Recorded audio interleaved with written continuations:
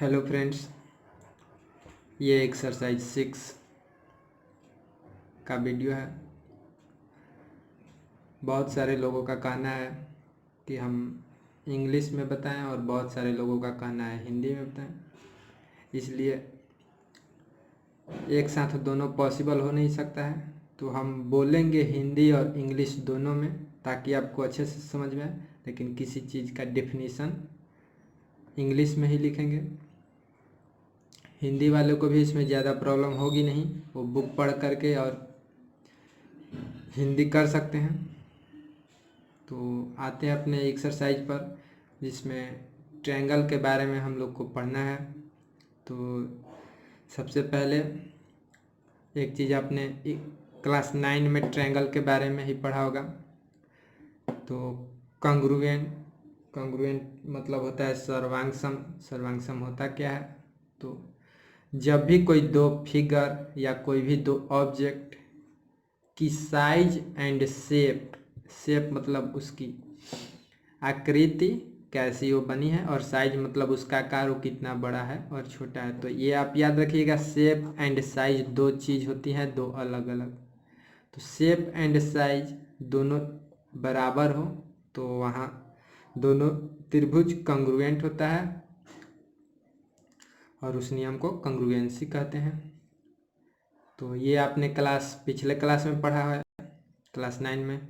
Two figures और object, दो कोई वस्तु या कोई भी चित्र कंग्रुएंट होगा। आर कंग्रुएंट कब? जब दे हैव सेम मतलब equal shape and size.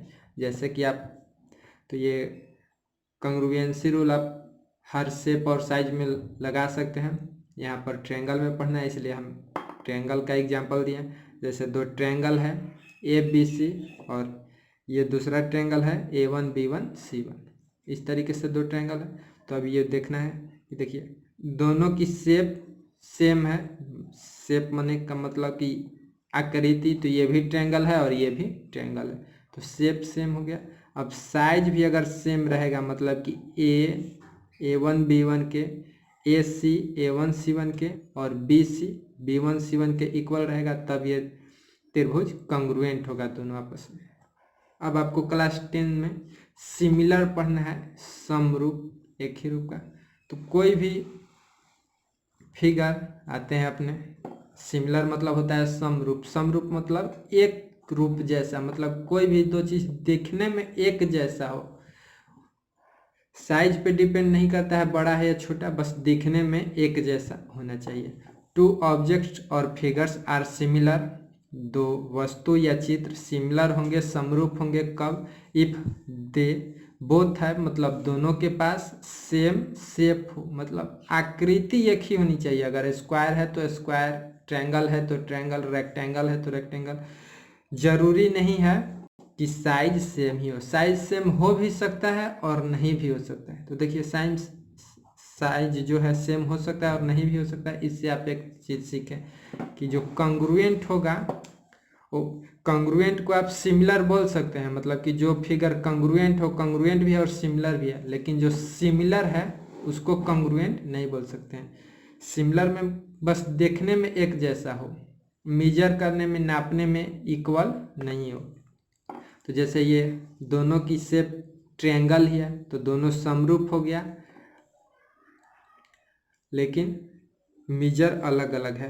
AB, यहाँ पर AB अलग है और यहाँ पर A1 B1 अलग है, यहाँ पर AC अलग है, यहाँ पर A1 C1 अलग है।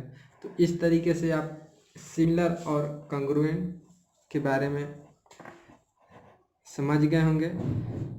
समरूप, दिखने में जो आकृति एकदम सेम टू सेम दिखे उसको समरूप कहते हैं। अब आपको समरूप के बारे में कुछ कंडीशन होगा। ट्रायंगल के समरूप के बारे में कि अगर दो ट्रायंगल तभी समरूप होगा जब कुछ पर्टिकुलर कंडीशन को फॉलो करेगा, उसको हम लोग थ्योरम बोलते हैं। थ्योरम होता क्या है? तो थ्योरम एक मतलब प्रिंसिपल बोले या रूल बोले, मैथमेटिक में एक प्रिंसिपल या रूल होता है जो कि किसी भी ऑपरेशन और आर्गुमेंट को प्रूफ करने के लिए बहुत जरूरी होता है।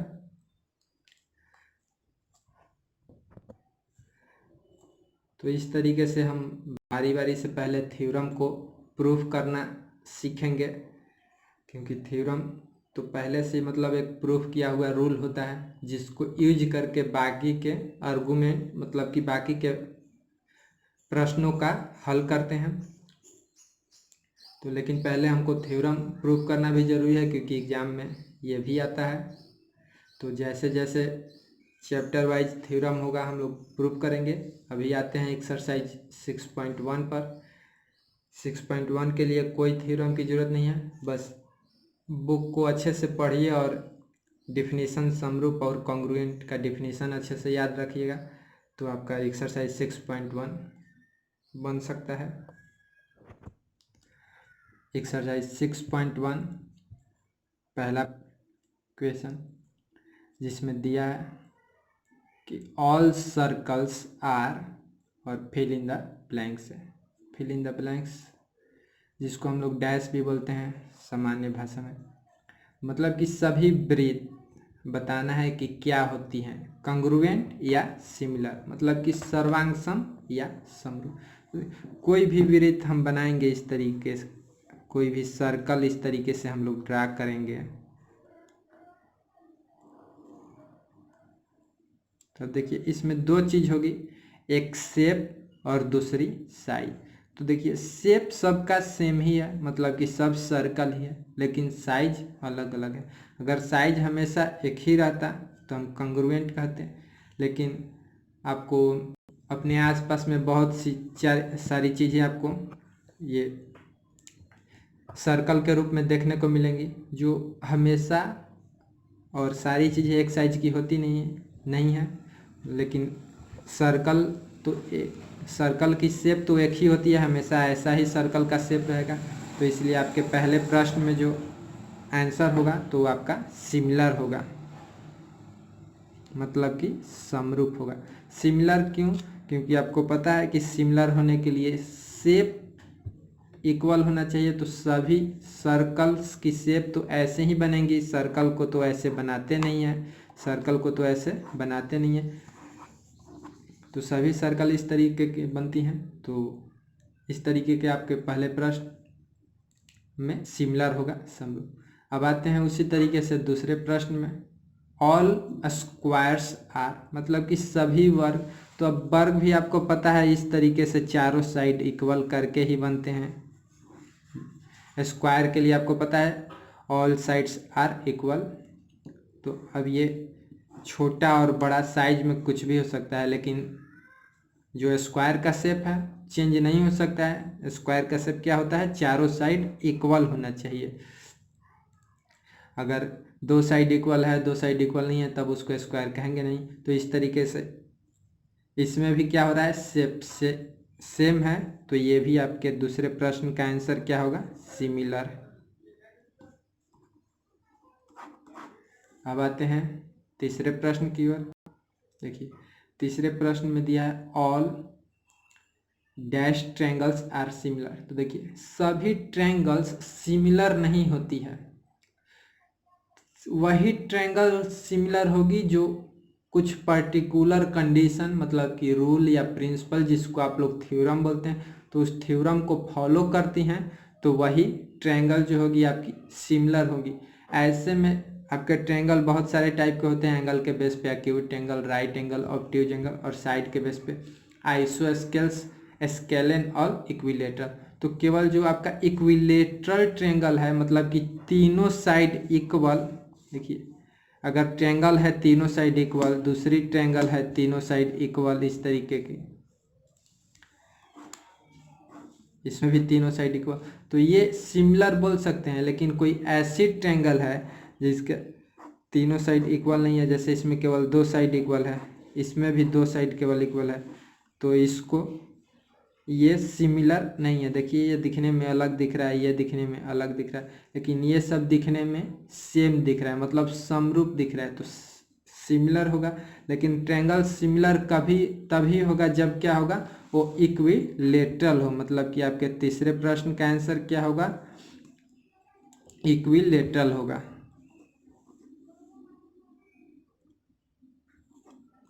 तो इस तरीके के याद रखिएगा, सभी ट्रायंगल समरूप नहीं होती है, मतलब all triangles are not similar. सिर्फ वही होगी जो थ्योरम को फॉलो करेंगी। तो क्या क्या थ्योरम है आपको आगे पढ़ना है। अभी आप बस केवल इतना ही पता रखिए कि बस केवल और केवल आपके 6 टाइप के ट्रायंगल में केवल इक्विलेटरल ट्रायंगल, मतलब कि समबाहु त्रिभुज, वैसी त्रिभुज जिसकी ऑल साइड, तीनों साइड इक्वल हो, वही सिमिलर होगी। अब आते हैं अपने अगले प्रश्न 4, जिसमें दिया है 2 पॉलीगॉन्स, मतलब कि बहुभुज, polygons of the same number of side, मतलब कि वैसा पॉलीगॉन जिसमें साइड का नंबर सेम है। मतलब कि अगर पहले पॉलीगॉन में 3 साइड है तो दूसरे में भी 3 होगा, जिसको ट्रायंगल बोलते हैं। पहले में 4 होगा तो दूसरे में भी 4 होगा, जिसको क्वाड्रिलेटरल बोलते हैं। पहले में 5 तो दूसरे में 5, जिसको पेंटागोन। इसी तरीके से हेक्सागोन, हेप्टागोन, ऑक्टागोन, नोनागोन, डेकागोन, इस तरीके से आपका बनता है पॉलीगॉन। तो 2 polygons of the same number of side, मतलब 2 पॉलीगॉन्स हैं जिसका दोनों में साइड का नंबर सेम है, मतलब कि पहले में 5 है तो दूसरे में भी 5 है। तो अब कंडीशन दिया है कि दोनों सिमिलर होगा। तो सिमिलर होने के लिए कंडीशन होना चाहिए, कोई भी पॉलीगॉन तभी सिमिलर होगा जब उनके साइड का नंबर सेम हो और उनके संगत कोण, मतलब कि जिस तरीके की साइड होती है उसी तरीके की अगर कोण इक्वल है, साइड इक्वल हो या ना हो, साइड अगर इक्वल लेंथ में हो जाएगा तब वो आपका कॉन्ग्रुएंट होगा। लेकिन साइड जो लेंथ में इक्वल हो या ना हो, जैसे ये साइड हुआ तो ये इसकी लंबाई मान लेते हैं 3 सेंटीमीटर, दूसरी साइड ये भी हुआ, तो अब ये 3 सेंटीमीटर है या 4 सेंटीमीटर है उससे मतलब नहीं है। जो एंगल बनेगा कोई भी पॉलीगॉन में, जैसे इस तरीके का एक पॉलीगॉन हम बनाते हैं ऑक्टागोन का, ये ऑक्टागोन का आपका एक पॉलीगॉन, तो यहाँ पे जो एंगल फॉर्मेट होगा तो ये एंगल का मेजर मान लेते हैं ये 125 डिग्री है, तो ये अलग कुछ भी है। तो इसी तरीके से दूसरे ऑक्टागोन, तो इसमें भी ये एंगल 125 होना चाहिए।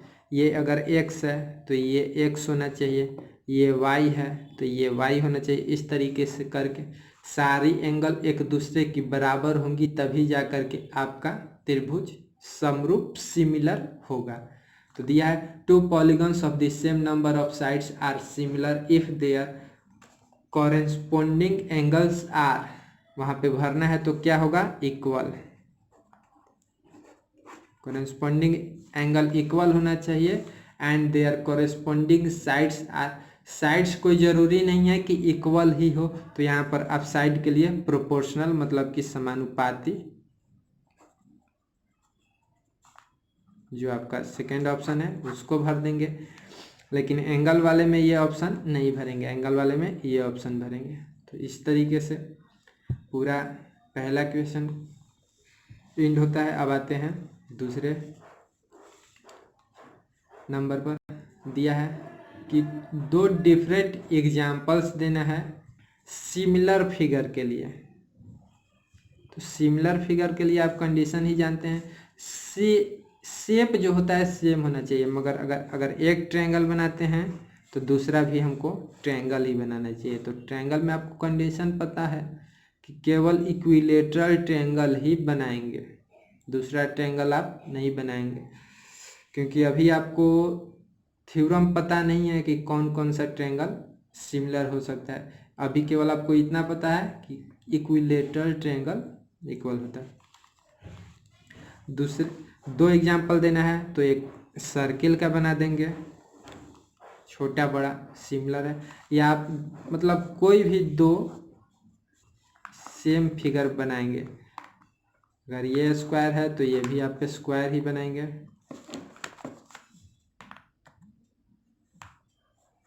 इस तरीके से अब दिया है नॉन सिमिलर फिगर का एग्जाम्पल देना है, मतलब कि जो सिमिलर नहीं है। तो नहीं सिमिलर के लिए आप कुछ भी बना सकते हैं, जैसे एक ट्रायंगल के साथ एक सर्किल बना दिए, एक ट्रायंगल के साथ स्क्वायर बना दिए, स्क्वायर के साथ सर्किल बना दिए। तो ये सब क्या है, ये सब नॉन सिमिलर है। देखिए दोनों में एक जैसा दिखने में लग रहा है, नहीं लग रहा है। इसका फिगर अलग लग रहा है, इसका फिगर अलग लग रहा है। तो इस तरीके से दोनों देखने में सेम नहीं लग रहा है, तो जो दिखने में सेम लगे सिमिलर, जो दिखने में सेम ना लगे नॉन सिमिलर। तो ये सब नॉन सिमिलर का एग्जाम्पल हो गया आपका, और ये सिमिलर का। अब आते हैं अपने तीसरे प्रश्न पर। दिया है state whether the following quadrilaterals, दो क्वाड्रिलेटरल्स दिया है। क्वाड्रिलेटरल्स उसको कहते हैं जिसमें 4 साइड हो। तो देखते हैं दोनों में 4 साइड्स है, आर सिमिलर और नॉट। तो यहाँ पर बताना है कि ये सिमिलर है या नहीं है। तो देखिए आपका, आते हैं अपने प्रश्न पर जिसमें दिया है। तो एक फिगर ऐसे बनाया हुआ है, 1.5 सेंटीमीटर, 1.5 सेंटीमीटर, 1.5 सेंटीमीटर, 1.5 सेंटीमीटर। ये नाम है P Q R S। और एक दूसरा है स्क्वायर टाइप का बनाया है, ये 3 सेंटीमीटर, ये 3 सेंटीमीटर, ये 3 सेंटीमीटर, ये 3 सेंटीमीटर। ये नाम दे दिए ABCD। तो अब देखते हैं, दो फिगर इस तरीके का बनाया हुआ है। ये चारों साइड इक्वल है और इसमें भी चारों साइड इक्वल है। तो ये तो आपके वर्ग का शेप दिख रहा है, स्क्वायर जिसको बोलते हैं। ये आपका स्क्वायर दिखाई दे रहा है। तो आपको पता है कि ऑल स्क्वायर आर सिमिलर, सभी स्क्वायर समरूप होते हैं। समरूप क्यों होता है कि स्क्वायर कोई भी लें सबका एंगल 90 डिग्री ही होता है। और आपको पता है सिमिलर के लिए एक कंडीशन होना चाहिए कि सारा एंगल, एक पॉलीगॉन का सारा एंगल दूसरे पॉलीगॉन, ये मोस्ट इम्पॉर्टेंट लाइन है, आप इसको हमेशा याद रखिएगा कि एक पॉलीगॉन के सारे एंगल दूसरे पॉलीगॉन के सारे एंगल के अगर इक्वल हैं तो जो आपकी शेप है वो सिमिलर होती है। तो इसमें तो सारा एंगल 90-90 है, क्या इसमें भी है? तो इसमें नहीं है, इसमें 90-90 नहीं है। तो ये 90-90 नहीं है, मतलब कि ये स्क्वायर नहीं है। तो ये अलग फिगर है, ये स्क्वायर है और ये स्क्वायर नहीं है, तो ये नॉट सिमिलर हो जाएगा। तो इसका आंसर आप लोग लिखिएगा नॉट सिमिलर। तो इस तरीके से उम्मीद करते हैं कि आपको सिमिलर और कॉन्ग्रुएंट के बारे में पता चल गया होगा। सिमिलर के लिए पहले दो शेप और फिगर अगर सेम दिखने में हो, उसमें कंडीशन होता है कि एक पॉलीगॉन का सारा एंगल दूसरे पॉलीगॉन के सारे एंगल के इक्वल हो, तो आपका फिगर सिमिलर होता है। और एंगल इक्वल के साथ अगर साइड भी इक्वल हो तो आपका कॉन्ग्रुएंट होता है। तो अभी आपको कॉन्ग्रुएंट से कोई मतलब नहीं, अभी आपको सिमिलर के बारे में पढ़ना है, लेकिन आप पिछले क्लास में पढ़ चुके हैं तो उस चीज़ को भी ध्यान रखना है। हो सकता है कि आगे आपको ज़रूरत पड़े।